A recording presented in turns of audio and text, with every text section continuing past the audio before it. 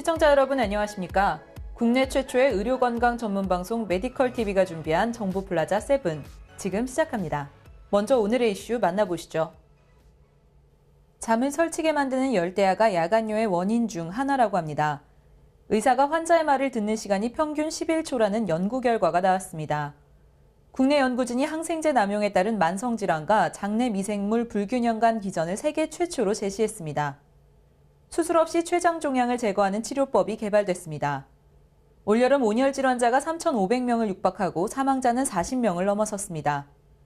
소리 없는 시한폭탄, 뇌동맥류별 최선의 치료법을 알아봅니다. 수면제를 먹으면 암 발병률이 30% 가까이 높아진다는 연구 결과가 나왔습니다.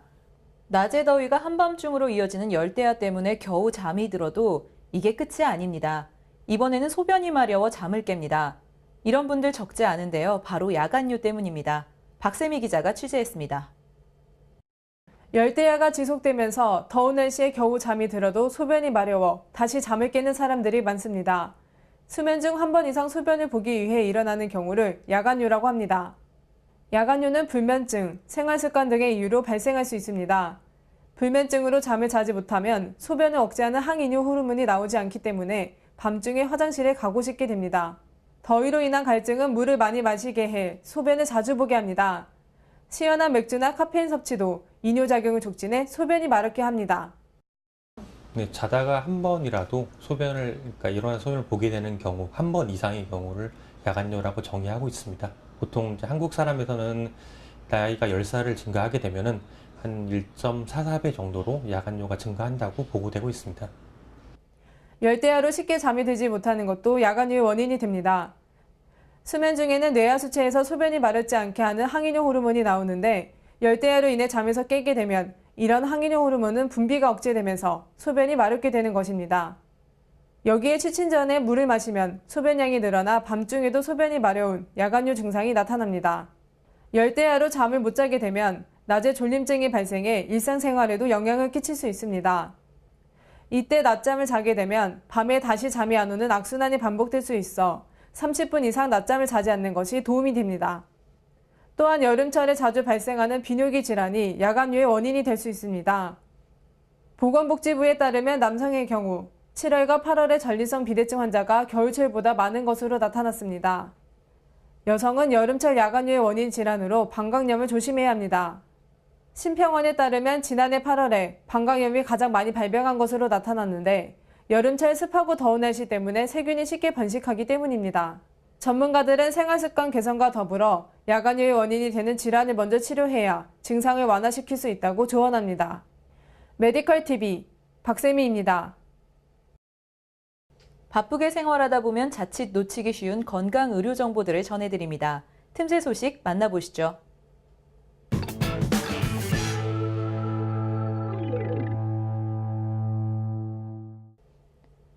많은 사람들이 아파서 병원을 찾지만 의사에게 하고 싶은 말을 다 못했다는 생각들 하시죠? 실제로 의사가 환자 얘기를 듣는 시간이 평균 11초에 불과하다는 조사 결과가 나왔습니다. 미국과 멕시코의 공동연구팀이 112건의 의사와 환자 간 대화를 분석한 결과 절반이 넘는 67%의 의사가 환자의 말을 가로막았고 이로 인해 환자가 증상을 설명하는 데 걸린 시간은 평균 11초에 불과했습니다. 의사 3명 중 단 1명만이 환자에게 설명할 기회를 충분히 준 셈입니다. 1차 진료에서 환자의 49%는 병원에 온 이유를 모두 설명했지만 전문의 진료 때는 무려 80%의 환자가 설명을 마치지 못했습니다. 연구팀은 앞으로 환자가 병원 방문 이유를 더 오래 설명할 경우 어떤 결과가 나오는지 알아볼 계획입니다. 우리나라는 항생제 처방이 많기로 유명한데요. 그런데 항생제 남용이 당뇨병이나 아토피 피부염 등 만성질환을 초래한다고 합니다. 고려대의대 김인남 교수팀은 장 속 미생물이 항생제에 노출되면 생존을 위해 항생제 내성을 갖추게 되는데 이런 반응이 장 속 미생물 불균형의 중요 원인이라고 밝혔습니다. 항생제를 남용하면 내성균이 늘어나고 이로 인해 장 속 미생물의 균형이 깨져 만성질환을 초래한다는 건데요. 연구팀은 또 항생제 내성균은 항생제 없이도 오래 생존해 한 번 훼손된 장내 미생물의 불균형은 쉽게 회복되지 않는다는 사실도 함께 알아냈습니다. 국내 의료진이 수술 없이 췌장의 종양을 제거하는 데 성공했습니다. 내시경 초음파를 이용했답니다. 서울 아산병원 서동환 교수팀이 내시경 초음파에 삽입할 수 있는 침형 고주파 탐침을 개발, 췌장 종양을 제거하는 시술을 국내 최초로 시도했습니다. 그 결과 환자 70%에서 종양이 없어졌고 30%는 종양 크기가 현저히 작아졌습니다. 그동안 췌장 종양은 수술로 절제해 치료했지만 이 경우 췌장의 기능을 잃어 당뇨병 등 합병증이 발생하는 부작용이 있었습니다. 그러나 내시경 초음파 시술은 췌장 기능이 유지돼 합병증이 적고 회복도 빨랐습니다. 다음 소식입니다. 온열 질환자가 계속 늘어나고 있습니다. 3,500명을 넘어섰고 사망자도 계속 기록을 갱신하고 있습니다. 질병관리본부 조사 결과 현재 온열 질환자는 모두 3,438명이며 이 중 42명이 사망한 것으로 집계됐습니다. 온열 질환자는 기온이 40도까지 치솟았던 지난달 29일부터 8월 4일 사이에만 1,099명이 발생했고 이 기간 12명이 목숨을 잃었습니다. 지금까지 발생한 환자는 남자가 여자보다 2.6배 많고 65세 이상 노인이 전체의 33.1%를 차지했습니다. 이번에는 오늘 보도된 생생한 보건의료 정보를 전달하는 미디어 포커스 시간입니다.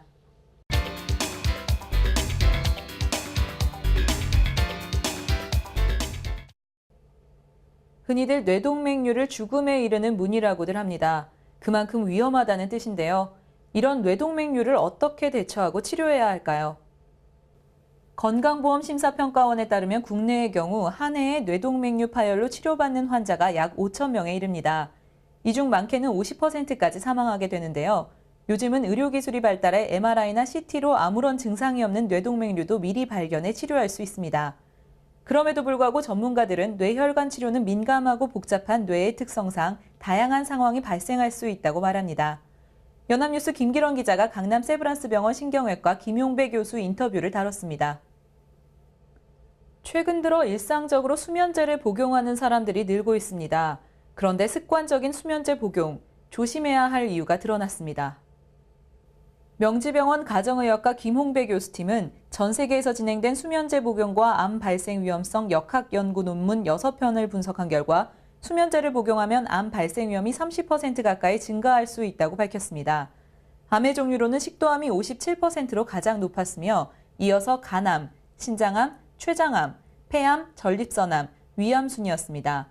암 발병 위험은 아시아인에게서 더 높았고 졸피뎀 계열의 수면제가 암 발병 위험을 가장 크게 높였습니다. 헬스조선 김진구 기자가 연구 결과를 보도했습니다. 논란이 된 전기요금 7월분 청구서가 이번 주부터 전달됩니다. 폭염으로 전력 사용이 늘면서 전기요금 폭탄을 맞는 건 아닌지 걱정이 참 많죠. 다행히 정부는 폭염을 자연재해로 규정하고 상시적인 대책을 마련하겠다고 밝힌 데 이어 7, 8월 전기요금 누진율을 낮춰 적용하기로 결정했습니다. 당연한 조치입니다. 폭염 때문에 숨진 사람이 벌써 40명을 넘었으니 재해라고 보는 게 마땅합니다. 재해 수준의 더위 속 건강 잘 살피시기 바랍니다. 정보플라자 7, 오늘 준비한 소식 모두 만나보셨는데요. 다음 시간 더 새롭고 유익한 정보로 찾아오겠습니다. 감사합니다.